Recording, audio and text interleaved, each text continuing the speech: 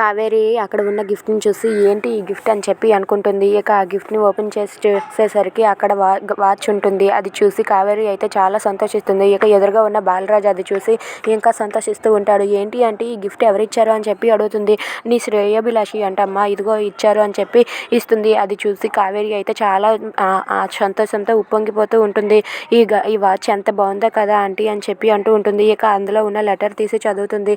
మీరు ఎప్పుడు కూడా ఇలానే సంతోషంగా ఉండాలి ఉషా టీచర్ అని చెప్పి రాసి పెట్టి ఉంటుంది. అది విని అక్కడ ఉన్న కావేరి అయితే ఇంకా సంతోషిస్తుంది. ఇక బాలరాజు అది చూసి అయితే కావేరి నువ్వు ఎప్పుడు కూడా ఇలా ఆనందంగానే ఉండాలి కావేరి అని చెప్పి అంటూ ఉంటాడు. ఇక కావేరి అయితే ఇలా అనుకుంటూ ఉంటుంది. ఆంటీ ఈ శ్రేయోభిలాషి ఎవరో కానీ ఈ శ్రేయోభిలాషి నాకు ఒకసారి కనిపిస్తే బాగున్ను.